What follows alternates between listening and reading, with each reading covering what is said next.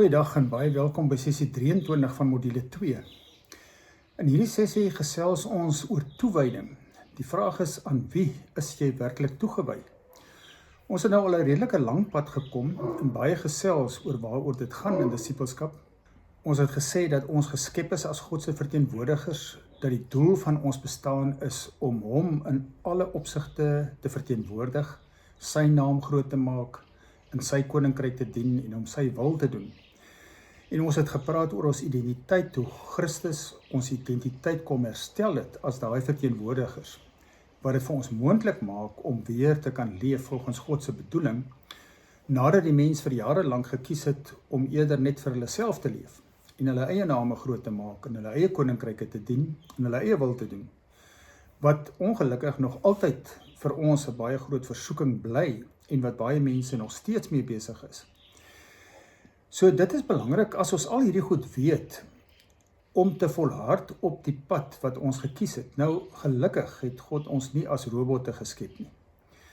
Ons is nie willose slagoffers van die lewe nie. Ons kan keuses maak. En as mense wat die gees van God ontvang het in wie hy kom woon, maak hy ook ons wil vry. Hy kom gee vir ons insig, sodat ons die regte keuses kan maak. Sodat ons kan kies vir dit wat ons weet op God se hart vir ons is.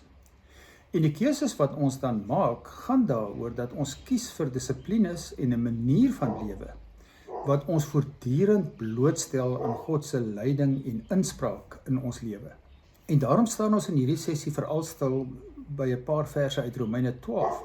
Nou hier in Romeine 12 sê Paulus, moenie in julle toewyding verslap nie, so dit beteken daar is 'n moontlikheid dat 'n mens kan verslap. Bly altyd geesdriftig en dien die Here. Nou in hierdie laaste 2 sessies wil ons bietjie kyk na die betekenis daarvan. Nou Romeine 12 vers 1 begin met die woorde, daarom dan. Dit beteken hy sluit aan by iets wat hy vooraf gesê het. Nou die hele eerste 11 hoofstukke van Romeine gaan eintlik oor dit wat Christus kom doen het om ons weer te herstel, om ons weer van ons mense te maak wat in 'n verhouding met hom kan lewe. En nou sê na dit alles, na alles wat ek nou met julle gedeel het, wat Christus vir julle gedoen het, hy sê daarom dan, op grond van die groot ontferming van God. Nou die groot ontferming van God is beskryf in die eerste 11 hoofstukke. Stel julle liggame oor in diens van God, as lewende, heilige en welgevallige offers, sê die 83 vertaling. Met ander woorde, om jou hele totale liggaam in God se diens te stel, as 'n lewende offer, voortdurend. So dit gaan hier oor 'n keuse wat 'n mens maak, om eintlik van God jou enigste prioriteit te maak. Nou dis iets wat ek in hierdie sessie baie sterk beklemtoon, wat vir mense aanvanklik vreemd mag klink, want meeste mense sal sê, maar ek het baie prioriteite, maar God is my eerste prioriteit, en dan kom my vrou en my kinders, en dan is dit my werk, of wat ook al. Maar God het eerste prioriteit. Maar jy sien, as my so redeneer, dan wat daar agter sit, is eintlik, die God is my eerste prioriteit, so hy kry 'n groot deel van my aandag. Ek weet ook nie, ek is nie so seker of wat altyd die meeste van jou aandag is nie. Maar daar's ook ander goed wat jou aandag nodig het. En daardie ander goed vat baie van jou tyd en aandag. Dit is ook prioriteite. So dit word maklik verdeel in 'n lewe wat 'n sekere aspek van my lewe is aan God toegewy, maar daar's ander aspekte wat ek moet voor selfsorg dra, wat te veel van my tyd en aandag vra, en daarom kan God nie regtig deel wees daarvan nie.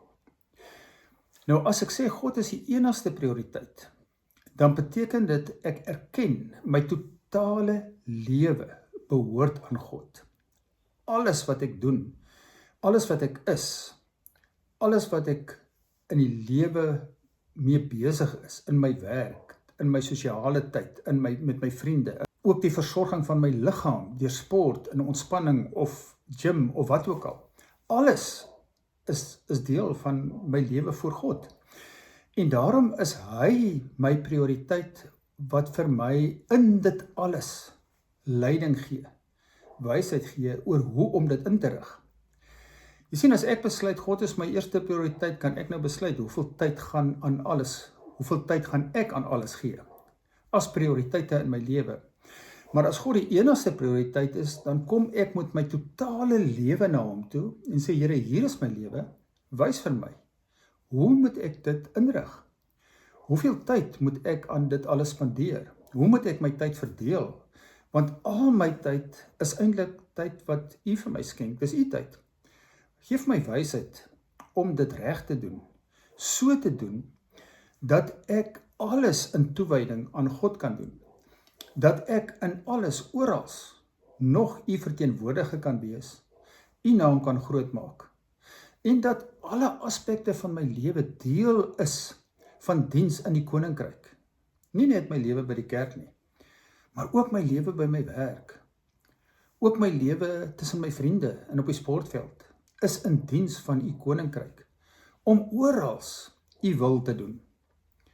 Nou ek dink jy kan hoor, as jy so daaroor dink, dan is God werklik die enigste prioriteit, die een wat alles bepaal. En ek glo dis hoekom Paulus ook sê, of jy dan eet of drink of enigiets doen alles tot verheerliking van God.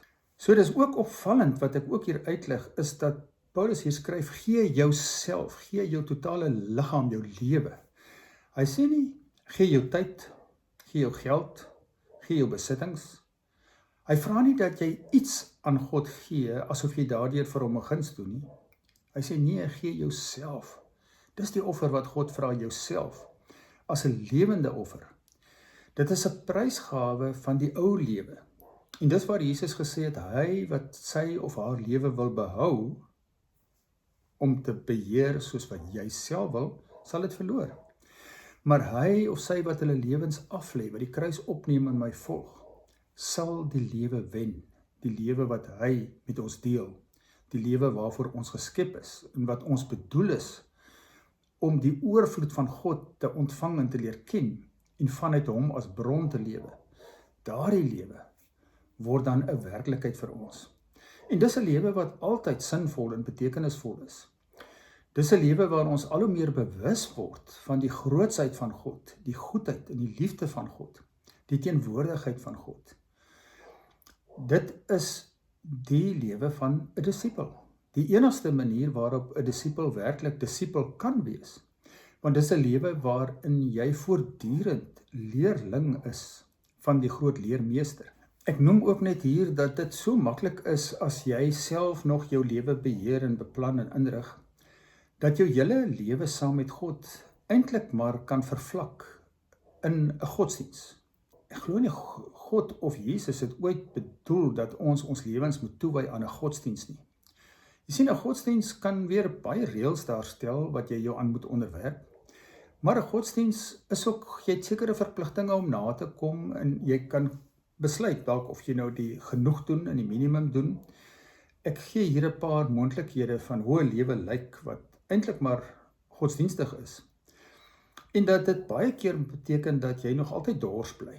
Nog altyd voel, maar jou dors word nie werklik geles nie. En nog baie keer self jou dors wil les op ander plekke. Deur self 'n naam te maak, deur 'n groter koninkryk te bou. So kyk daarna en dink daaroor. En dan ook noem ek, wat is die kenmerke van 'n lewe wat nie godsdienstig is? 'n Lewe wat nie net 'n godsdiens is nie, maar 'n lewe wat totaal en al aan God toegewy is, wat 'n lewende verhouding met hom behels. En hoe so 'n lewe lyk. En in so 'n lewe word die dors altyd geles. Nie so dat jy later nie meer dors is nie, want ons gaan altyd dors na God, ons gaan hom altyd nodig hê. Maar dat jy weet, dis die enigste plek waar jou dors geles kan word, en dat jy in alles en oral afhanklik van hom bly, en begin leef soos wat Jesus geleef het, soos wat hy gesê het, ons moet leef, sonder hom kan ons niks doen nie.